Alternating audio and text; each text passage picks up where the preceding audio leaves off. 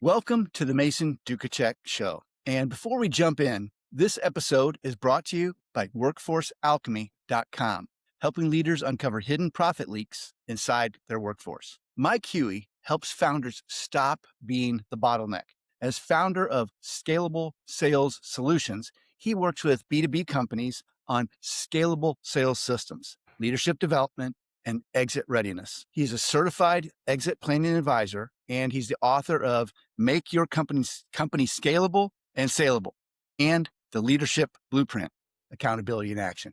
Thanks so much for joining us. We're glad to have you today. Oh, Mason, it's my pleasure. I'm really excited about this time. I've been looking forward to it ever since we got this on the calendar. Me too.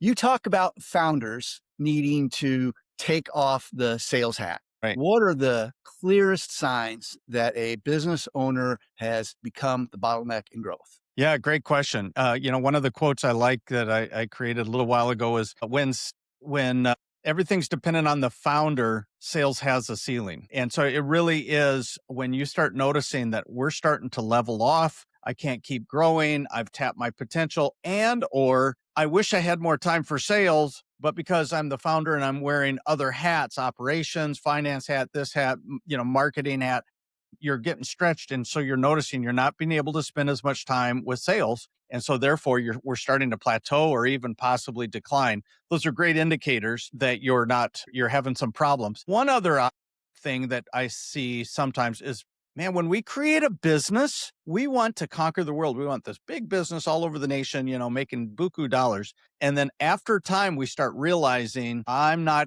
on track to reach my goal and dream. And it's because I'm having to do all this stuff. So those are a couple indicators that the sales system is really too dependent on the owner. So when a company is stuck in founder-led sales, what usually breaks first? Is it pipeline, team accountability, forecasting, or leadership capacity?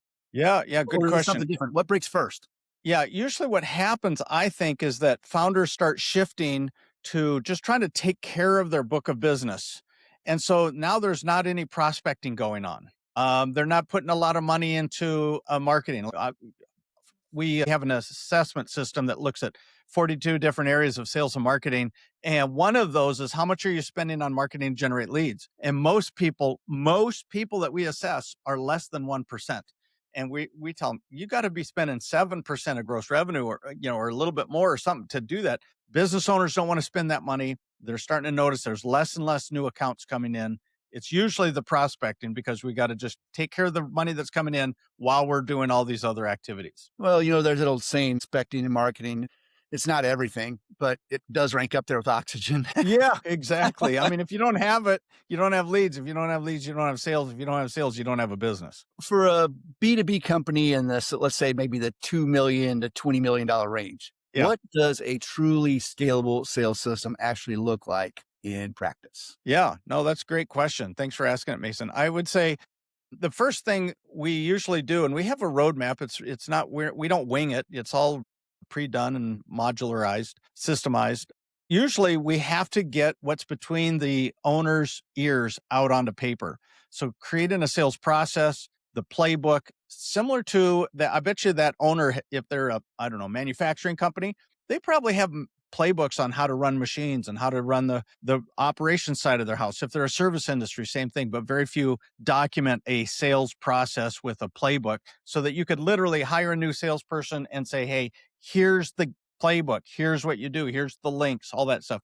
So usually that's first. Then we also look at how we're generating leads. Are we getting enough leads in? Because if we're going to eventually build out a sales team, they want to know that leads are coming in and it's not just dependent on them. Now, I know some business owners are thinking, well, I'm hiring the salesperson to generate leads and to prospect. Well, I'm telling you, when you get to the point where you have a high octane sales force, most of their time is in front of buyers face-to-face closing deals. And you've got another system just generating leads to them. So you got to look at leads. Then from there, we got to also look at, do you have a CRM, a customer relationship management software package, so that we can have a history of what conversations have happened with the customers, all that kind of stuff. But it also gives us a dashboard about how the sales force is doing. We've got to have that. I think salespeople are like fishing. When you go, you get a fish and it comes in your boat. They're slippery. They're really hard to pin down. That's your sales force. And so you got to have a good CRM system that tracks that, good compensation plan, and then you have to have a strong recruiting and onboarding plan. Once you have the ability to have a compensation plan that attracts A players, refusing to hire B or C players, you got a recruiting system that gets A players, and an onboarding system that can get them up and going in less than 90 days. And I mean, not less than 90 days. We've done it for aerospace and we've done it for chemical manufacturing, really technical stuff. But now you got a system of being able to completely replace yourself all the way from the sales process, all the way to onboarding new salespeople. The last kind of step we'll maybe talk about later is sales management. How do you manage them? And that's another skill set too. But Cool. that's a long answer, Mason. Hopefully it No, no, didn't no. bore you That's too fair. much. That So, what are the biggest mistakes that founders make when they try to hand off sales leadership for the first time? if they're trying to hand off sales management, a lot of like I said, salespeople are slippery fish, and managing salespeople is completely different than managing someone on, I don't know, the shop floor. They're just really different skill sets. So one of the things that owner usually does is they, I don't know, it's kind of sales managers, operations managers. In my personal opinion, probably less than half really know what they're doing, and so What they're great at. separates those who know from what they're doing from those who don't? Say that again. What separates those who know what they're doing from those who don't, based on your observations? Oh, that's a great question. That's a great question. I got to think about that one. The people that know what they're doing can look at systems, systemize it, and make everybody accountable to it. Poor sales leaders are ones who they think they're getting paid to generate reports on pipelines and forecasts and have kind of a fun sales meeting. And that's what they think sales management is. Great sales managers, great sales leaders are like, how am I going to take this force and make it grow the territory? How can I work with each of the individual players? As an example, if you think of a bell curve of salespeople, you've got, draggers, you got the center of the bell curve, and then you've got your really leading people. Most sales managers who are not that great, they do one of two things. They hang out with their rock stars because it's just fun, and their compensation is probably connected to total revenue sold, or they're working on the trailers and they're the people that are really struggling. And that's what average sales managers do. Great sales managers let the rock stars go and they work on the center of that bell curve. That's where they move, because if they get that center of the bell curve just to move over 2, 3, 4%, they're making a substantial difference in the total revenue of that organization. And in order to do that, great sales managers literally spend 25 to 40% of their time out in the field watching and coaching their sales team. Or if you're inside sales, they're on the phones listening to what's happening. They're not closing deals, they're coaching their salespeople. I had a guest on who actually, he's a co-author of a book we wrote recently called Built Right, What It Takes to Build Something That Lasts. And we Yeah. were visiting about this offline. I think you're right. When sales managers tend to spend time with their superstars because they're the ones that right now are producing the revenue or the majority of it. And what Bryant did that was amazing was he coached a high school cross country team to 13 state championships in Missouri, 8 in a row. And in the last 17 years, his boys haven't finished worse than second in the state in 17 years. Yeah. So what he built was incredible. And what he told his people was, you talked about the bell curve, Yeah. that 20% of your people produce 80% of your revenue. He's like, Yes. he tells his people, you are all 20 percenters. Yep. Great. You're all 20 Yeah. percenters and you're Yeah. expected That's to great. act and work accordingly. So he Yep. treats every single person as though they are the top Yeah. performer. And that is the standard. And the other thing that I found interesting about his leadership style, which I think would be helpful to piggyback on what you're saying here, is Sure. that he says a lot of times when sales managers are going to be able to relate to this, that superstar salespeople get preferential treatment. They get less responsibility. They get out of stuff. And the cultural standard isn't what's written in the rule book. It's Right. defined by So what the sales managers put up with. Yep. And a lot of Yep. times it's a lot of nonsense. I made the point in our conversation and in the book, he said that his top performers didn't get relieved of responsibility. They were given more to set Yeah. the example and to teach the younger ones how to do things and why it was important and what work was involved. And when you're talking about sales management, I was just curious what your take on that was, because Yeah. he was what he was talking about was very relevant to what you were describing. Yeah, very much so. Sometimes salespeople become prima donnas, and there's a real responsibility when I'm not a big fan of sales competitions, but I am a big fan of having transparent scorecards where everybody sees everybody's numbers, the leading indicators, who's got more new meetings, who's got more quotes, who's closing quotes, what's the percentages. And those rock stars usually have got some things figured out that the others haven't. And so they have a responsibility during a lot of the sales management meetings of doing some training. How is it you negotiate a higher price? Everybody else is discounting all the time. How are you doing that? Train the stuff. But here's another issue or thing. I'm a big believer in a capitalistic society. A lot of people do things based on what they're getting paid to do. Very few people don't do that, right? And so the compensation plan is really important. And one of the mistakes business owners make when they get their first sales manager is they compensate the sales manager. And this is going to go right back to your everybody's a 20 percenter. You're going to like this.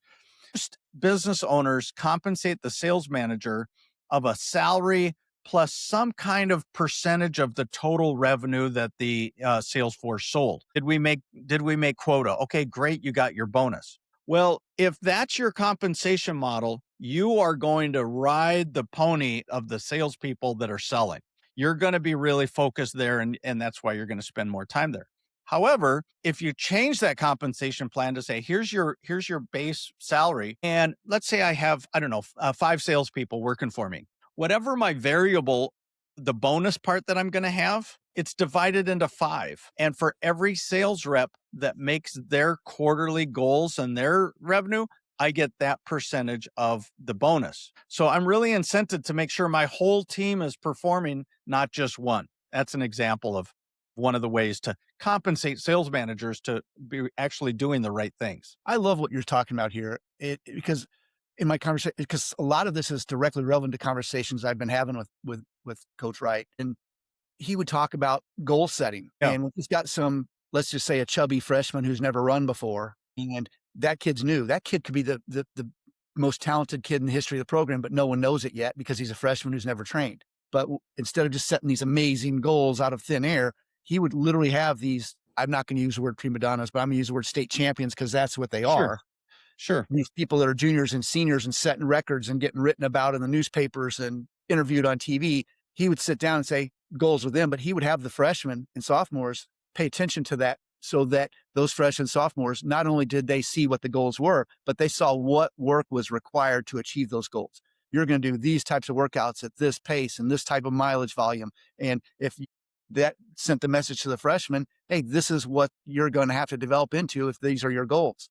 And I can see the Yeah, same thing being applicable in this situation that you're talking about with sure. sales, top sales performers showing the work. And the other thing I liked about what you said, I'm going to take a step back. You talked about systematizing and how top sales managers, they understand the systems and they know what levers to move and to adjust to get the outcomes that they want in real time. Like, oh, we don't have enough leads. We need to shift the marketing lever to get a greater number of high quality leads, or hey, maybe we're getting enough quality leads, but we're not able to follow up with them fast enough. So we need to shift the lever. Maybe we need to add some more additional people, or maybe we need to get some customer service people to support some of the non-selling functions that the salespeople are doing now so they can spend more time physically engaged in the act of selling with their prospects. But when Right. everything is systematized, the good sales managers can understand which levers need to be pulled and know what reaction is going to come as a result of that versus herding cats and managing, I use air quotes, Right. Yeah, haphazard. yeah, yeah. No, that's right. I think having that dashboard of the CRM is really important because of that. And now you can actually pull some levers and say, Sally over here, she's really struggling. She gets the meetings, but she doesn't get them to generate quotes. And Bobby over here, he generates quotes, but he's really struggling closing.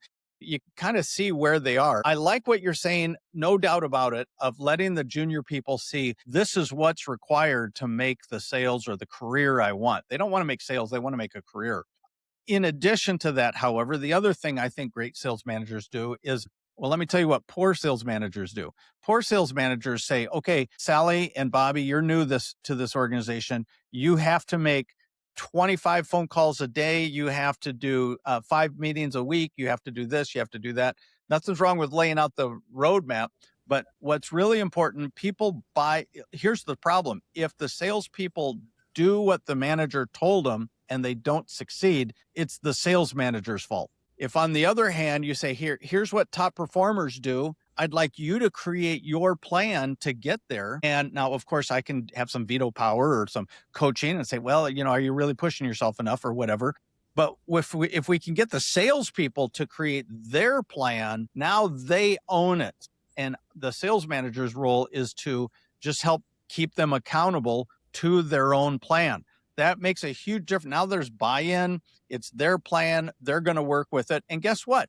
If it doesn't work, they've learned how to plan better. And they say, hey, this was a flaw in my thinking. And now I need to adjust here and adjust there. And that's the same thinking patterns that business owners have. So now your salespeople are starting to think a little bit more like the C-level suite people, or, hey, this is what we want. I'm going to create the plan. We debrief after it and say, yeah, it worked, or no, it didn't, or I can double down over here, and we cut that. So those are some ideas around what some good sales managers do with independent or individual salespeople. You're kind of getting me in the flow here, and one thing for those listening that I would add to that is I typically think of excellent sales managers that have that mindset of, I work for them. I'm here to support you. Yeah. And what can I do as a sales manager or sales leader to eliminate obstacles or barriers that are prohibiting you or inhibiting your progress? And it may be something as simple as analyzing the amount of time spent on non-selling activities. If a sales rep's struggling and they're spending a significant portion of their time doing things that are not physical, actual selling, you're spending too much time on CRM being overpriced data entry clerks. Yeah. You understand my point, but the sales manager has the ability to fix those, identify those obstacles, and come up with other things that can basically shift that individual's time to make them more productive. Yeah, I think at the time of this recording, one of the things sales managers could do is really help salespeople understand the role of AI to be able to automate a lot of their stuff. AI can now put a lot of your meeting notes or stuff into the CRM for you. It can analyze your forecast for you out of CRM. There's so much tools. And so that's a differentiator. I just did a LinkedIn event on my on my LinkedIn page yesterday on the role of AI with salespeople. And I'm telling you, there will be two people in the future: salespeople that use AI and salespeople that don't. And the ones that don't, they're feeling like they're valuable because they're spending time doing the non-sales thing like you're talking about. Overpriced data entry clerks. And they will be left in the dust. And the ones that succeed 5 years from now, they are the ones who really understand, I need to be face-to-face with prospects. I need to be closing deals. I'm the one that does things nobody else can do, like AI. I'm negotiating. I'm closing deals. I'll use AI. I'll use inside salespeople to do all my other stuff. Those are the winners in the future. It's those sales managers that understand that their salespeople need to be spending their time doing things that require their specific knowledge, skill, and experience. I remember a time when my son was very young and he got sick and we had to take him to the hospital, and he was in there for 3 days and nights, and we got a $5,000 bill. Well, of course, insurance did, but $5,000 bill. I asked my wife, I said, after 3 full days and nights, how much time did he physically spend engaged with a doctor? Yeah. There were 3 full days and nights. It was about maybe 45 minutes total. But the hospital had figured out that they wanted their doctor, the person with that specific skill, knowledge, and experience, spending their time doing things that required that specific skill, knowledge, and experience. My son had 3 meals a day. The doctors weren't preparing food or delivering it. My son had a clean room, but the doctors weren't sweeping the floors or taking out the trash. His linens were changed, but the doctors weren't doing laundry. The doctors spent their time doing the things that required their specific skill, knowledge, and ability. And I think a lot of executives and managers, if they made the effort, could find things that their salespeople are doing that could be done by someone else better, faster, or much more expensively, and would free them up to do more of what they do best and like to do most, which is their specific. They're the doctors of their trade. Right. Absolutely. Well, and let's apply that now. We've been talking about sales managers to salespeople. Now let's apply it to a business owner to a sales manager. A lot of times the business owners think that the sales manager's job is to, like I said before, run a sales meeting, periodically have one-on-ones or maybe an open door policy or something, but give me my reports because I need to tell operations what our forecast is. And so the sales manager thinks that that's their job. And so you see sales managers sitting in their office running reports and looking at dashboards, and they think that's the major part of their job. It's not.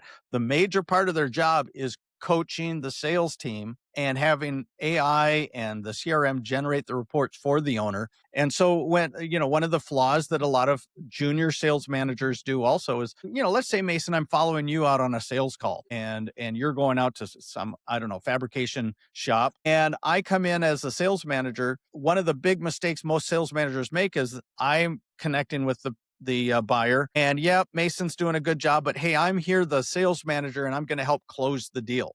That's a big flaw. What sales manager is supposed to do is say, hey, thanks for letting me join in. I'm just here to help Mason continue to improve his skills. So I'm just going to sit back, take notes. Don't bother about me and go. And then I let you sink or swim with that account. And when we come out, if you did it, you did it, and I can give you some coaching. If I can tell a quick story Please. for that, is that okay? So one of the things I did is I took a small business of as an employee before I launched my consulting company of about 7 employees. We had 600,000 in revenue. The business owner was a Dow chemical engineer, and he said, Mike, I don't know really how to scale that well. So I'll hire you. Would you scale our company? And by the time we were done, we had offices all over the eastern half of the US, and half the Big Ten schools were clients, and I had offices all over, and kind of basically built myself into the national director of sales. So I'm out in DC, I'm watching one of my sales reps, and I said, hey, I forgot his name. Well, I have to change it. I know his name, but I said, Bobby, I'm going to watch you at this account. And it was really clear. He had been working for me for about 4 months.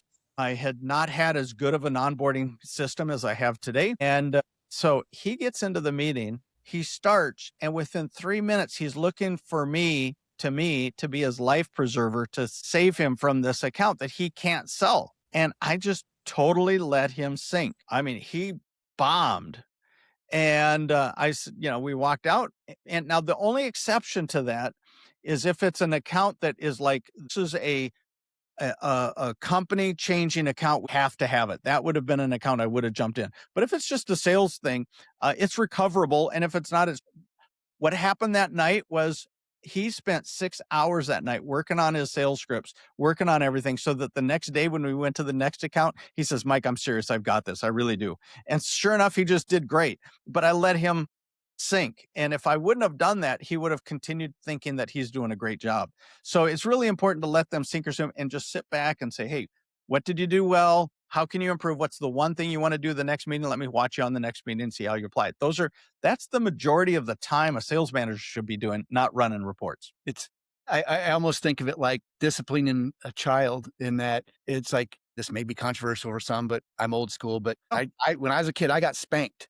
I did too. And it hurt. My butt was about as red as your shirt sometimes. But I never got injured. And so there's a difference between being hurt, learning a lesson from that. So that was painful. I don't want to repeat that. I'm going to change my behavior. Or in this case, I'm going to improve my skills, because the hurt is, instead of getting spanked, is losing a deal versus injury. That's, hey, I damaged the business. I caused harm to the bottom line because I blew a big deal. So I understand the distinction between hurt and injury. And I understand what you're saying. What I hear you saying is that it's okay to let a salesperson hurt if that's the pain that's necessary to get them to adjust their behavior and step up. You are also aware that injury is causing damage to your bottom line, and that would be a separate area to step in. So exactly. I'm able to distinguish. Exactly. I just want to make sure that for those that are listening, that no, that's a good call out, Mason. Sheet of music. That's a great call out. Yep. So you emphasize systems that actually stick. What separates a sales process that gets adopted from one that dies in a binder or a CRM?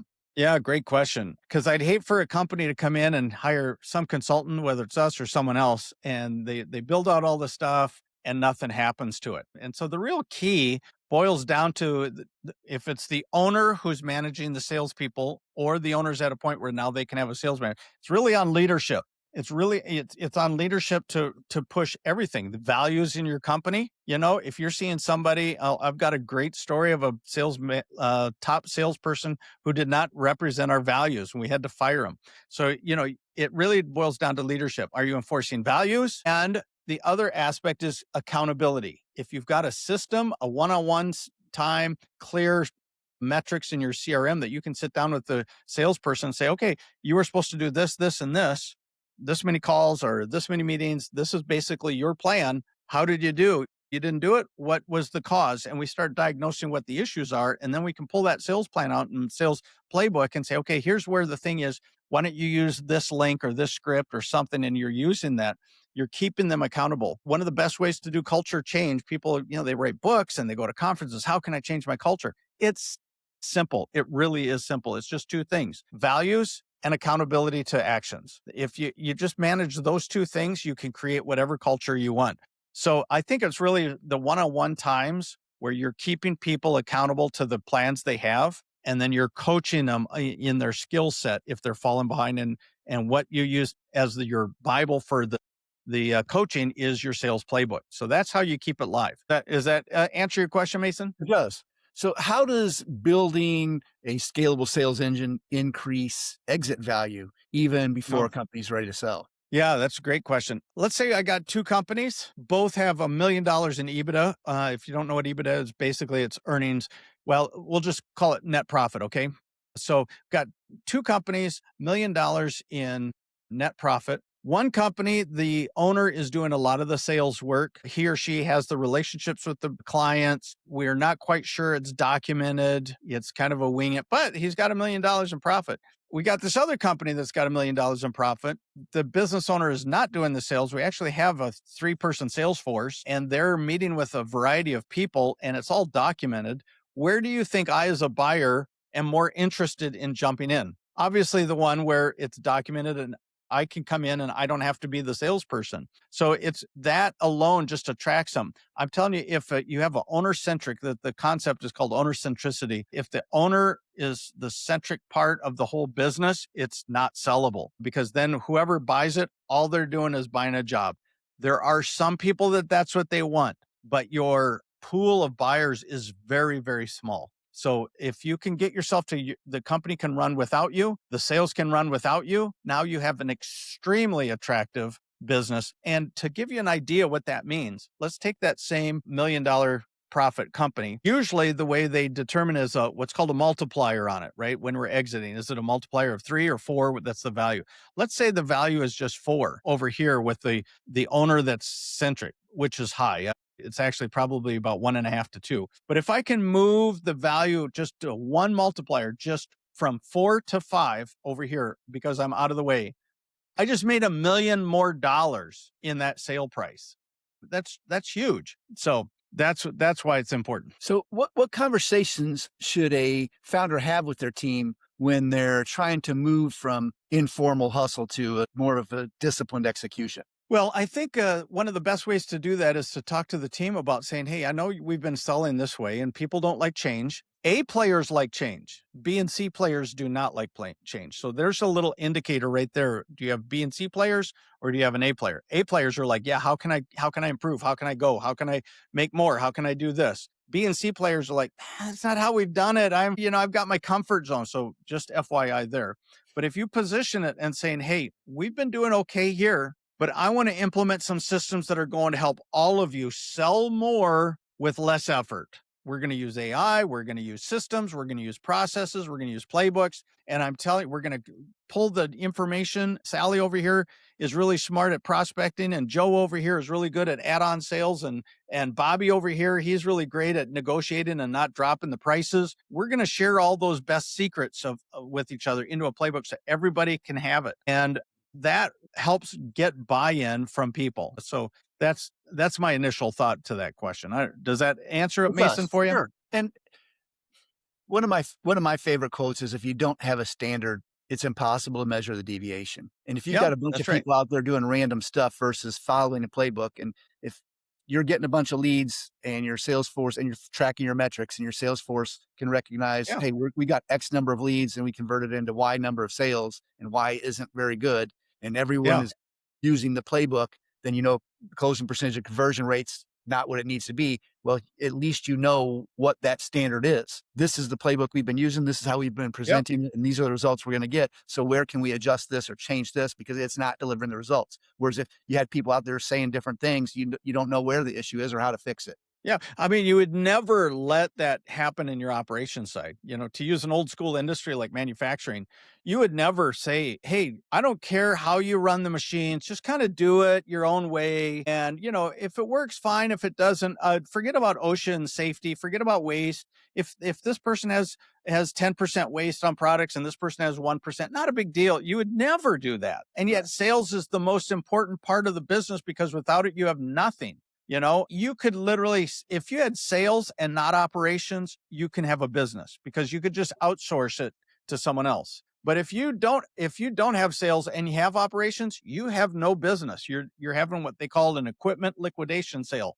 That's what's happening. So, you got to have your sales systemized also and have it running on best practices. And it doesn't mean we're making a bunch of robots. Everybody's got their own personality, but they're running the same. First, we do this, and these are the things we use to check to make sure we're asking all the right probing questions to make sure we've got a good understanding of that prospect compared to our competitors. Because then we're going to come back with a solution or an idea or a challenge them that's going to really impact their business versus, some salespeople, they think they're great salespeople because they're great at talking.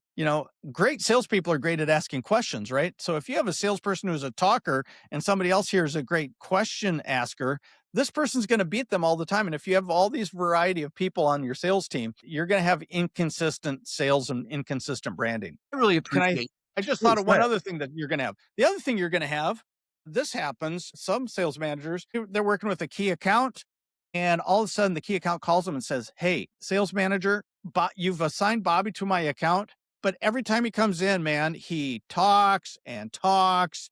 And we don't really get what we want. We're not getting. So now I got to change salespeople and say, okay, well, let's try Sally. Sally could in because we don't have consistency and we have to kind of play the different people with the different accounts, hoping it's more of a personality match versus what the customers really need. So, I mean, that's a major problem for companies that do not have a systemized sales process and playbook ready to go. So I always save this is actually going to be the second to last question. My second to last question, I love saving for last. With all the experience you've had and Yeah. all of your knowledge, if there was only one piece of advice that you could give to business owners right now, what is the most important and valuable piece of advice you would give them and why? You have to take off your sales hat. You have to be willing to build a sales team because from there, you can actually be a CEO. Great. To be a CEO, that means, are we growing? Are we going to now focus on maybe mergers and acquisitions and we're going to start buying our competitors? Maybe we're going to grow organically. Maybe we're not going to do that and we're just going to increase the value and get out. But you built or bought the business to pursue. If you're in the United States, it's called the American dream, but you have some financial goal and it will not happen if you're keeping the sales hat on you. So if people want to learn more about you, your books, Sure. the type of work you do, your company, what are the best ways for them to learn more and connect with you? Sure. Well, certainly the easiest way to connect with us, learn a little bit more about how we help business owners take off their sales hat, and then we help them either scale or sale, is to go to our website. I'm sure that Mason, you're going to put that in the links below, but it's Scalable Sales Solutions. Sales is plural. ScalableSalesSolutions.com. You'll learn a thing. You'll see videos. You'll see testimonials. Feel free to link there. Happy to schedule a brief meeting with you. That's not salesy. We don't sell to our people. We just find out if you fit our practice, and you're finding out if we might have a solution. That's all we're trying to do. That's one way.